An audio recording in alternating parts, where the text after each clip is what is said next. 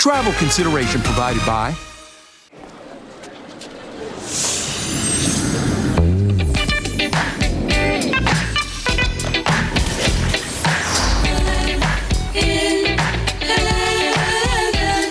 Home Goods. Go finding. Goldfish. Can I get the handful? Sure.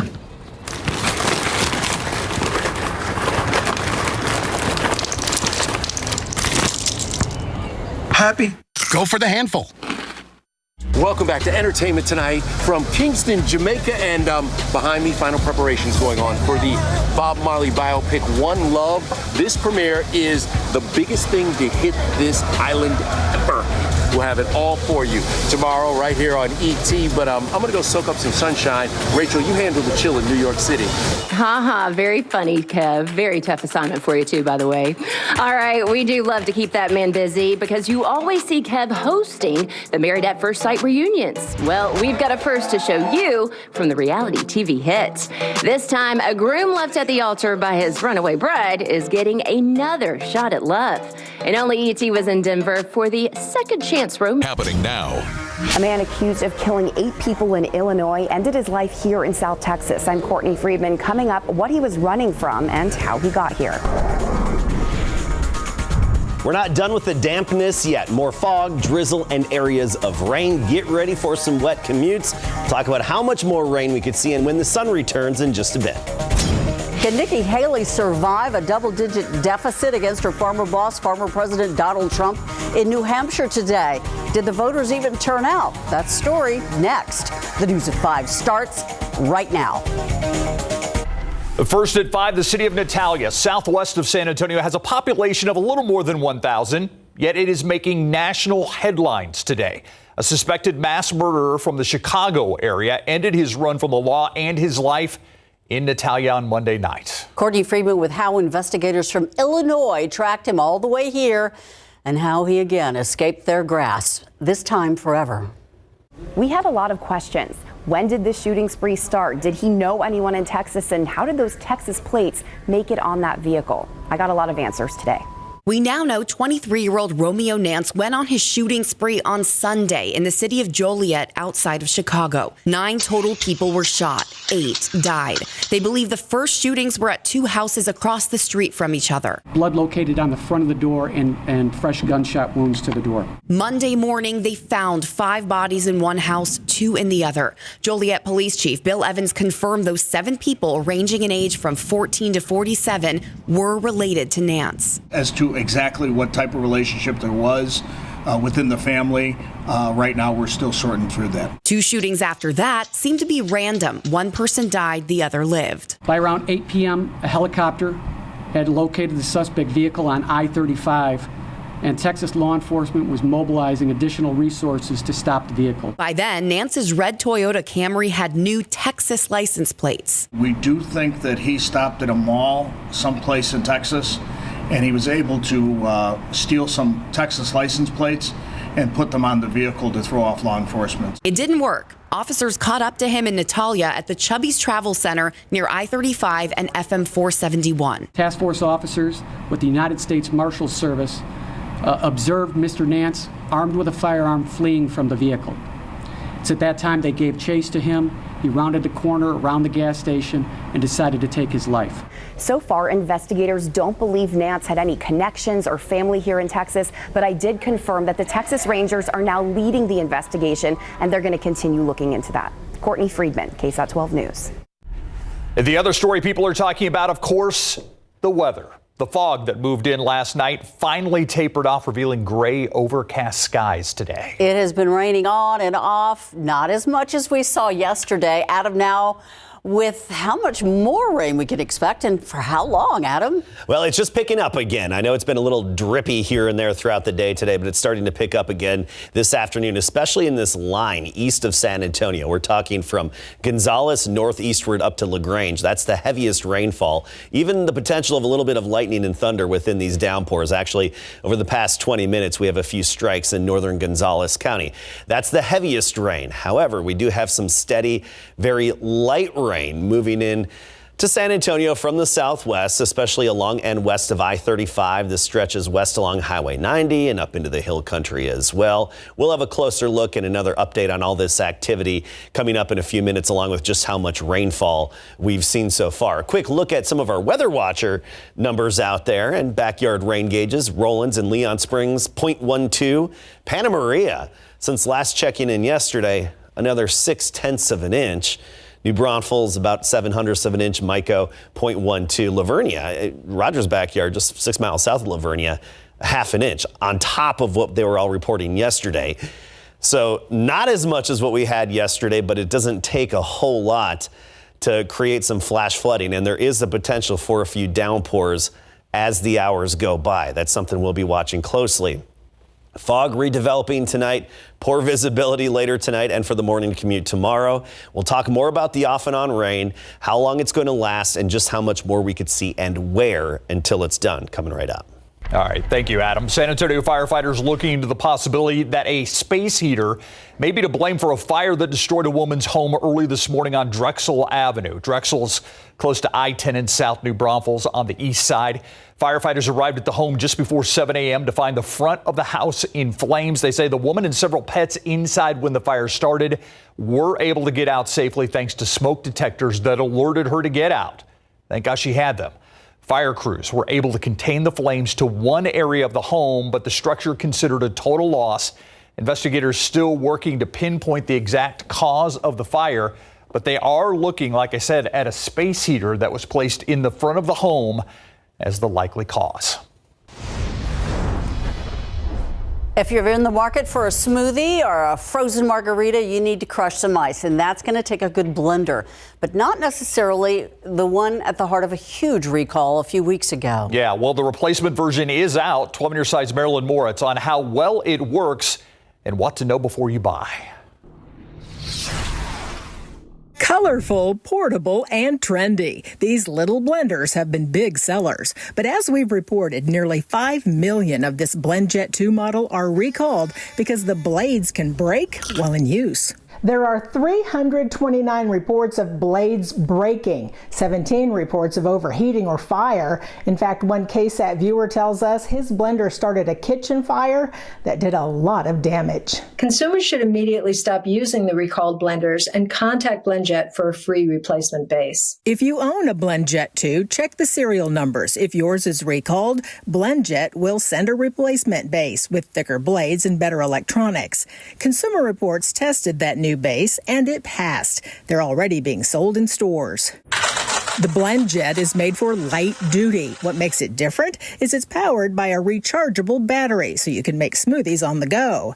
If you're shopping for a new blender, Consumer Reports recommends these models from GE and Ninja. They're not as portable as the BlendJet. They're full-sized with personal attachments. The GE crushed it, making frozen drinks and purees, and testers say it's easy to use and clean. This Ninja also makes a mean frozen drink, and surveys show people who've bought them like them. Marilyn Moritz, KSAT 12 News. The nation's first 2024 presidential primary underway in New Hampshire as we speak, where former President Donald Trump and former South Carolina Governor Nikki Haley vying for votes to become the Republican nominee and likely take on President Joe Biden in November. Washington correspondent Julia Benbrook is in New Hampshire tracking the primary, and she has what it might take for Haley to even stay in the race. Julia. Well, good evening from New Hampshire. Voters here are casting ballots as we speak. And like you mentioned, it is a two-person race now. Now, Trump is coming off of a record-breaking win in Iowa, and he's hoping there's a chance he could secure the nomination tonight. But Haley is looking to gain some momentum so that she can continue on. Anything can happen at the ballot box, and New Hampshire is known for some surprise results. But polls show that former President Donald Trump is likely to claim a win in the Granite State. Every day, the Republican Party is becoming more and more unified. That was Trump's message at his final rally before New Hampshire voters went to the polls. Appearing on stage with him, 3 of his former primary opponents. We started off with 13, and now we're down to 2 people. And I think one person will be gone probably tomorrow. But former UN Ambassador Nikki Haley represents a different part of the party, and she isn't giving up without a fight. America doesn't do coronations. We believe in choices. We believe in democracy. If there is a place for Haley to gain significant traction, it's here among an electorate in which moderate and independent voters play a crucial role. I am hopeful that she's going to win. I think she's one of the last chances we have. And quite honestly, I think if President Trump ends up as our nominee in the Republican Party, he's going to lose again. A Haley victory or close race will be crucial to continue on. But she says she's committed to pushing forward. We're going to go through the tape in South Carolina, and then we're on to Super Tuesday. There has never been a non-incumbent Republican candidate for president who has won in both Iowa and here in New Hampshire. So if Trump were able to pull out a win here in the Granite State tonight, he would be making history once again. Live in Manchester, Julia Benbrook, KSAT 12 News. Thank you, Julia, reporting live from New Hampshire. More to come from that state. Meantime, in other parts of America, Jennifer Crumbly, the mother of the Oxford High School shooter in Michigan, now on trial for her part in the shootings. She faces 4 counts of involuntary manslaughter in connection to her son, Ethan, who opened fire at the high school there in 2021. Prosecutors say she and her husband, James, ignored their son's mental health needs and even made a gun accessible to him. James Crumbly is facing the same charges as his wife. His trial expected to start in March. The state of Alabama is set to carry out the first ever known execution by nitrogen gas. Kenneth Eugene Smith's execution set to take place this week. Smith convicted in the 1988 murder of Elizabeth Sennett in a murder-for-hire plot. The execution a do-over after his original execution called off in 2022. That was because the state was not able to put an IV line into him to administer the lethal injection, and the death warrant expired. Smith then asked for nitrogen gas to be used instead. Death by nitrogen hypoxia deprives the body of oxygen. In May, the U.S. Supreme Court approved his request. Smith's execution set to happen sometime between a 30-hour window Thursday into Friday. Making health headlines on this Tuesday, a new study published in the journal JAMA Neurology is suggesting that a simple blood test could screen for Alzheimer's disease even before a patient has any symptoms. The test screens for one of several proteins that build up in people with Alzheimer's. Right now, screening for that specific protein involves a patient having brain scans or spinal taps. That can be expensive and hard to access. But the new study found that a simpler blood test was just as accurate.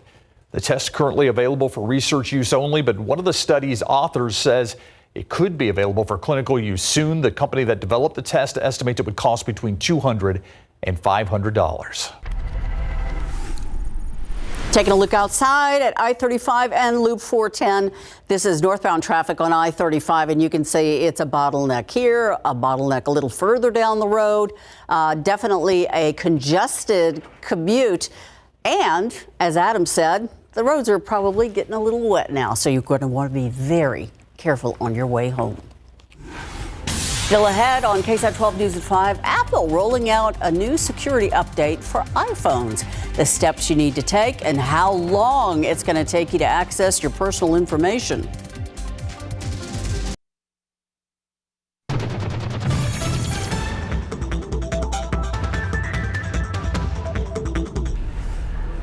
I'm Myra Arthur here in the newsroom with a look at what we're working on for the news at 6 o'clock today. After a decade living with an inadequate septic system, dozens of homeowners in North Bexar County are celebrating today. Why the county decided to give them $2 million in federal funds and how they plan to put that to use. A man who impersonated an attorney will now need his own legal help after tampering with a jury pool and allegedly visiting inmates at the county jail. We take a look at this bizarre case. Plus, whether it was the weather, the pullback in spending, or just inflation, local small businesses, local restaurants, they're facing a lot of obstacles. I'm Max Massey. I'm going to explain how Restaurant Week's making a big impact here locally. All that and more coming your way today on the news at 6. Thank you, Myra. Making business headlines, Ford is pulling the plug on some of its electric vehicle production. The automaker announcing it's shutting down one of its shifts that builds one of the facilities that build the F-150 Lightning up in Michigan. The Ford company says that the decision was made because of the lack of consumer demand. Ford, not the only automaker pulling back, though, on EVs. General Motors also making a recent similar announcement about its Silverado EV, saying it will temporarily halt adding production facilities for the truck.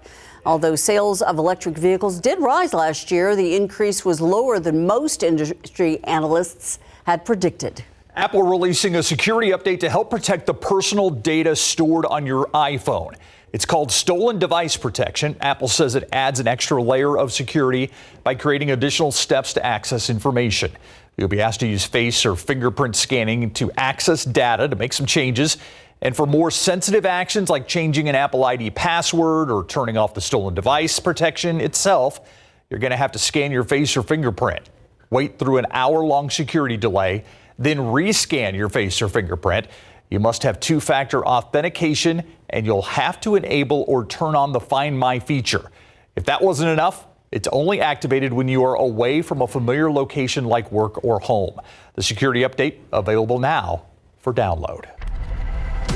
That's going to require a little bit more reading on my part. Yeah. That's a lot. Decide if you want to do it or not. Yes. Yeah. Looking outside. Oh, my goodness, Adam. This gray, dismal weather is not going away. No, and it's very unmotivating. It's hard to get motivated on a day like today. Hard to get up and say, all right, let's tackle the day. But remember, this is some good moisture, and this is slow, steady rainfall that we have out there right now, which is nice to see.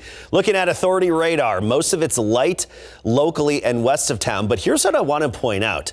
A few heavier showers have just been detected within the past handful of minutes here, especially south of Seguin. We'll stop it right here. And you see how this one just popped up, this downpour. This is headed right for Seguin. It's going to be there momentarily. Just give it a few minutes, and it's going to likely to clip Seguin, especially the portion that's just south of I-10 there. I'm pointing this out in particular because I anticipate more of those heavier downpours to set up. Where you see all the light rain, that's around San Antonio. This is all very light action.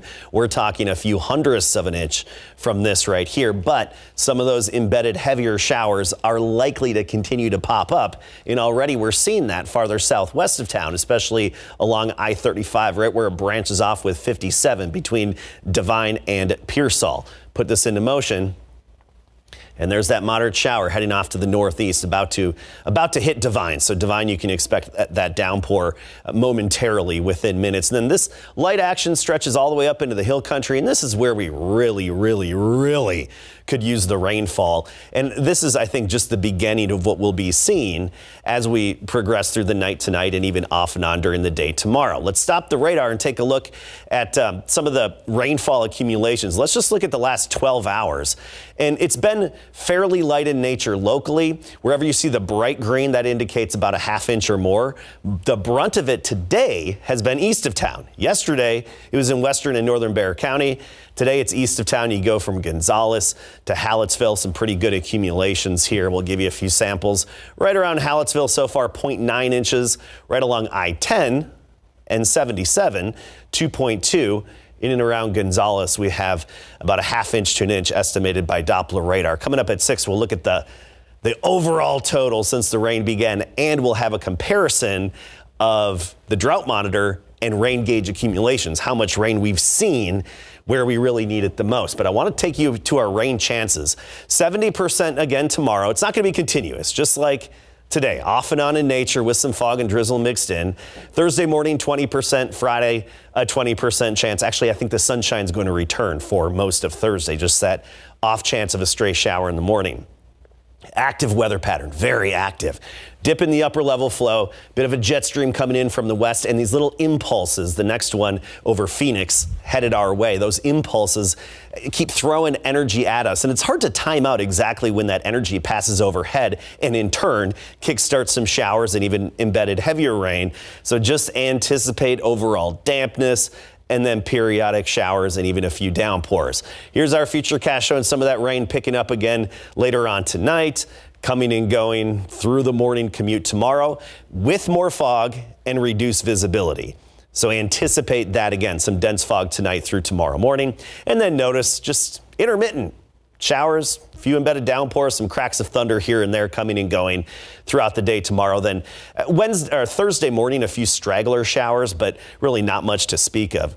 Overall rainfall potential, of course, it's going to all depend on where exactly those heavier downpours set up, but generally speaking, about 1 to 2 inches just east of Highway 281, lesser amounts west and along the Rio Grande, not a whole lot. Tomorrow, we'll be in the 50s to near 60 all day long. Temperature's not moving much. 57 in the morning, near 60 in the afternoon. Some locations getting into the lower 60s. A cold front hits Friday night. That'll give us some cool mornings this weekend. For example, Sunday down to 40, but afternoons pleasant in the 60s. Thank you, Adam. All right, so I don't know what the defensive strategy was against Joel Embiid, but it didn't work last night. Well, there's not much of one for any team. It doesn't matter how good you are as a player. It is tough to stop him. And the San Antonio Spurs wrapping up their 5-game road trip in Philadelphia. And the Spurs couldn't buy a stop against Embiid as the reigning MVP dropped 70 points. Pop said it was a good test for the young Spurs. Plus, foul balls are dangerous, and thanks to new MLB guidelines, minor league teams must add extended netting to their fields. The San Antonio Missions are ahead of the game.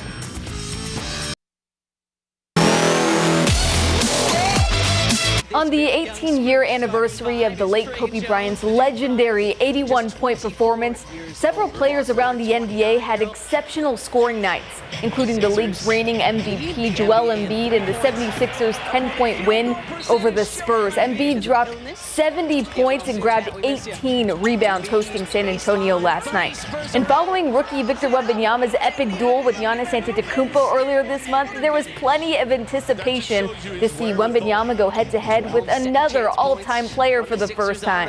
Wembanyama paced the Spurs with 33 points and 7 rebounds in 29 minutes, helping San Antonio keep the game within striking distance until the very end. Head coach Greg Popovich talks about the value in his young group competing with a championship contender.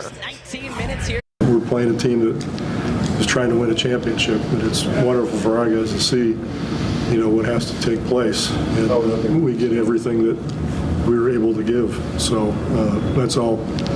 Well, it's not all, but that's the most important part, that you keep playing and keep playing and keep learning. And obviously we're not going to be able to